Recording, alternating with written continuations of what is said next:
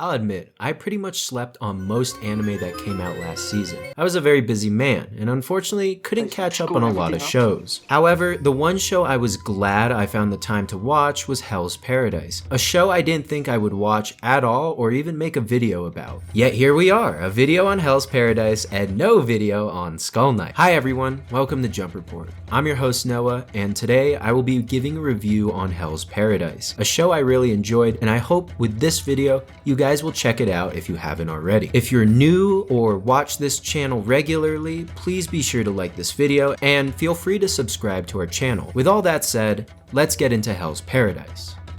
Previously, my co-host Taylor had done a video on Hell's Paradise way before the anime was released, and to be honest, I didn't care that much for it. His video, not the anime. Eventually, out of boredom, I decided one night to check out Hell's Paradise, along with another show that I dropped after the first episode. First off, the story is amazing. If you're looking at Hell's Paradise from a surface level, you might not initially see the appeal of it. I thought it would be like your typical shonen, featuring ninjas and samurai with spectacular fights with no actual consequences, but if you look a little deeper, that is not the case. Hell's Paradise reels you in with its intriguing plot and mystery. In the beginning, the premise is simple. A group of the strongest prisoners in ancient Japan must win back their freedom by finding the elixir of life on a mysterious island, and will have to fight tooth and nail against one another to obtain it. Our main anti-hero, Gabimaru, wants to find this elixir so he can return home to his wife and run away together. The premise is pretty simple.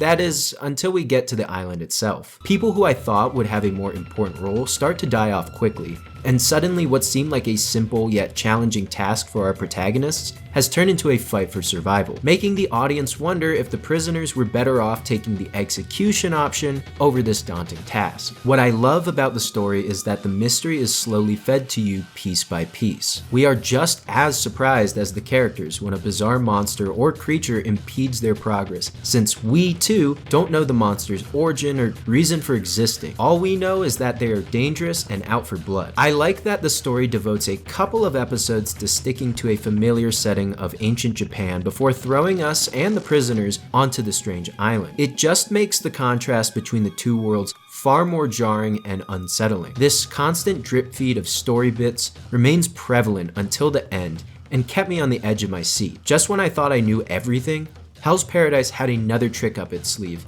that left me questioning everything I had seen up until that point. One of the ways this show does that is through its consistent deaths of characters I had grown to enjoy. Nobody is safe on the island, and while I can guess who's going to make it out alive, I can never be certain. The other element that makes Hell's Paradise is its animation. I'll be honest, MAPPA having this gigantic monopoly over all major anime projects is something that I don't really like, and we could go on about that in a whole nother video, but at the same time, MAPPA has consistently delivered on a visual front for many of its recent shows. Hell's Paradise is no different, and I genuinely like how the colors of the flora that are present on the island pop with vibrancy and detail. These visuals deliver yet another contrast that I noticed in the anime, that being the picturesque beauty one might find on an island in the Pacific, with the unsettling horror of why the flowers bloom so bright on the strange island. A paradise in hell, if you will. Of course, the fights featured in the anime get the same high quality treatment. Fights in Hell's Paradise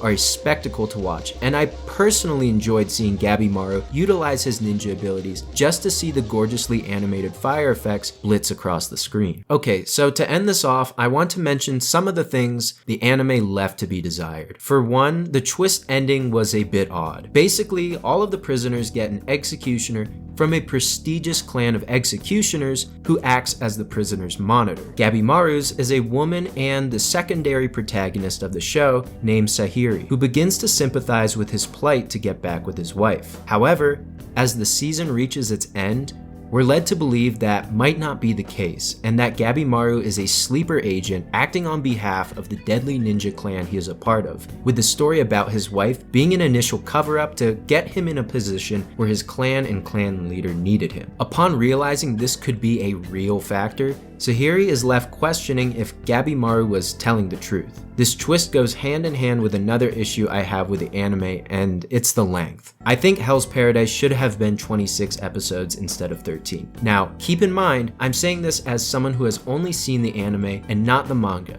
so my perspective is skewed, but I think this twist might be something that is quickly retconned by the time season 2 rolls around, and if that ends up being the case by season 2, that's going to be a pretty disappointing cliffhanger. However, if that is not the case, and the twist is further developed, things will be very interesting by the next season. Listen, if you've read the manga to completion, let me know in the comments below, without spoilers, if this twist is one with massive impact or simply a red herring. I definitely wonder if this choice to have only 13 episodes to air was simply due to MAPPA having their hands full and not wanting to overcommit to a series that is admittedly less popular, or following the modern anime trend of piecemealing a series with unnecessary part 2s and final season 8s. Either way, there's nothing I can do about it, other than to wait until next season to see where the story goes next. Well, that's all I have to say about Hell's Paradise. I hope everyone who watches this video goes and checks out this anime. I really enjoyed it, and I'm glad I took the time to watch it this season. If you enjoyed this video, be sure to give it a like and subscribe if you haven't already. And let me know in the comments below what your thoughts are on Hell's Paradise. Thank you for watching, and I'll see you on the next episode of Jump Report.